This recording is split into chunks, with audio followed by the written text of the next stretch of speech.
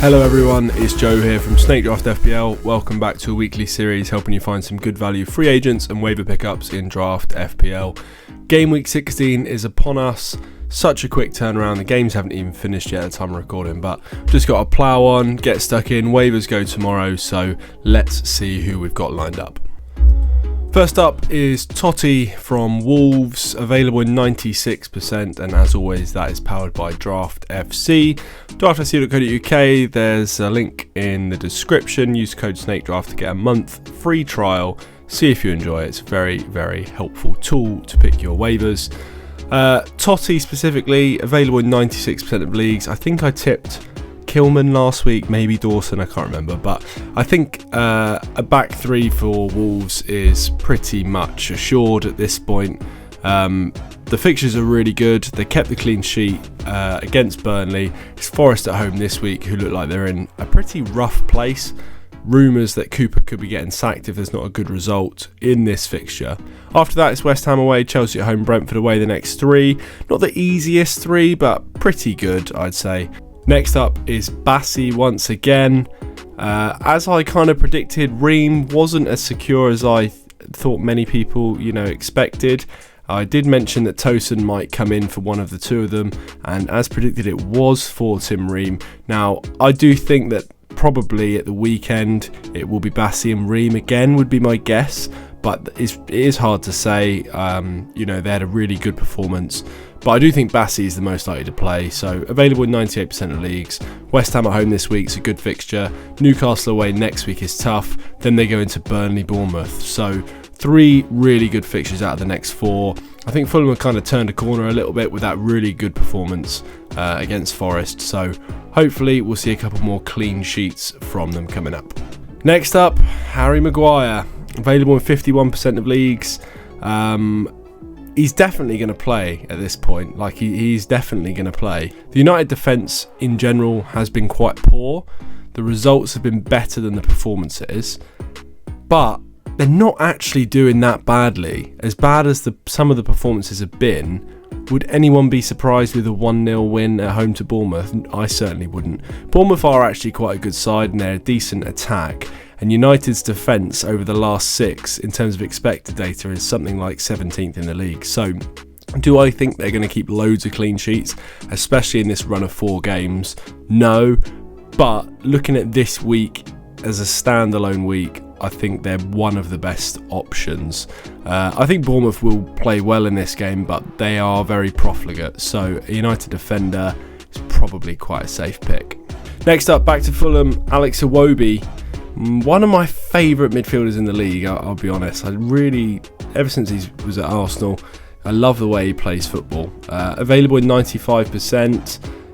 Looks like he's pretty much nailed down that spot in the team. West Ham at home this week.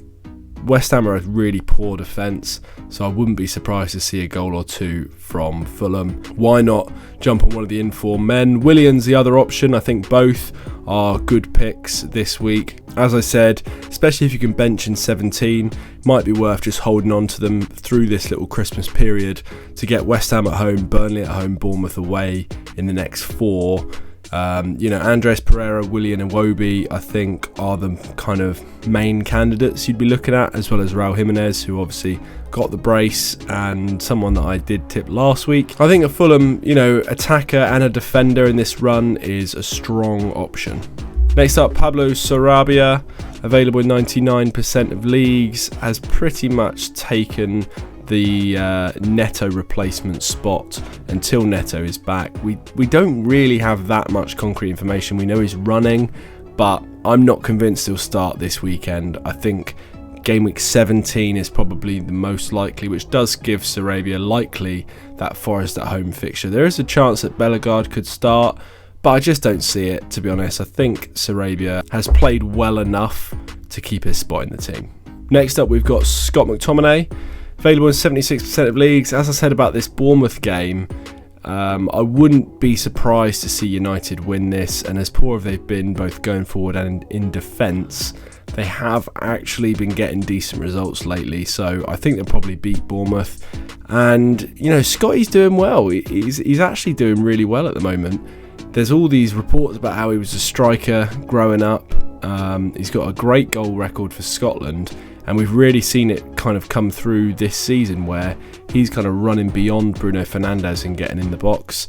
So I think he's a good pick. I think he's actually a good pick. There's no way he's not going to start at the moment, in my opinion.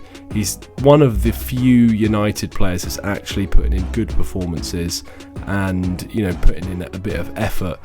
And I've been kind of surprised by how well he's done, actually. I must admit, not someone I ever would have considered before this like sort of extended run of form, but he's someone I'd be tipping at the moment. Next up, Adam Lallana, available in 100% of draft leagues. I think Brighton are a significantly better team at the moment when Lallana's playing.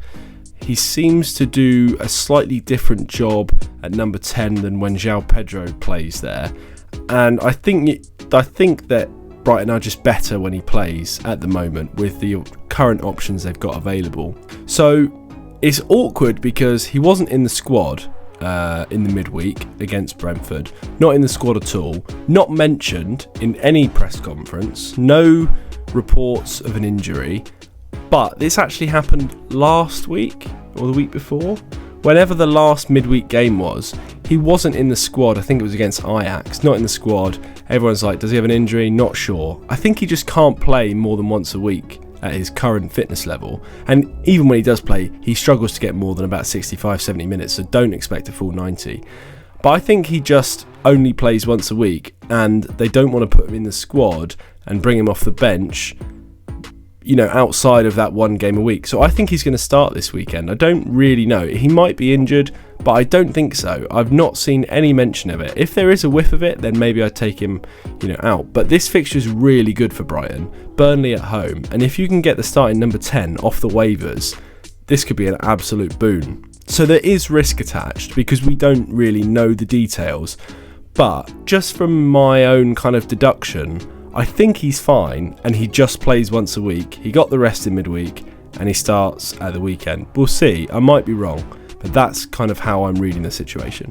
On to forwards, just one for you this week, and it's an old favourite. I cannot resist the Burnley forwards. They're kind of the only place to make waivers in the front line at the moment, especially if you missed out on Raul Jimenez last week, or if, you know, he was already taken. If you're in a decent league, there's not many places to go to. So Amdouni, I think, is a good pick this week. As I just said, it is a good fixture for Brighton, Burnley at home, but their defence is shocking. They got loads of injuries. They've got barely any players available. Is Dunk back from suspension? I can't even remember if he got 2 yellows or if it was a 3-match ban. Can't remember. But either way, I think Amdouni is a good pick. He is the kind of player that Brighton struggle with because Brighton are going to be having loads of the ball, playing a high line, and Amdouni's got pace and can dribble through the middle of teams, which is something that Brighton really struggle with. You know, ever since they've lost Caicedo, they don't have an effective way to stop close control in the middle of the pitch. We've seen it quite a few times this season that those sort of tricky number 10s or forwards that can dribble have caused Brighton a lot of problems, and that's what I'm expecting this week in this fixture. Everton and Fulham are the 2 games for Burnley after this one, so they do have a nice run, so I would even keep him definitely for the Everton at home game as well, because I think this pair is quite good for Amdouni. Okay, that wraps up my picks for Game Week 16. Thank you all for watching. If you enjoyed the video, hit the like button. Subscribe to the channel if you're new. Check out the Patreon. Check out Draft FC. All the links down in the description. Thank you for watching, and we will see you next time.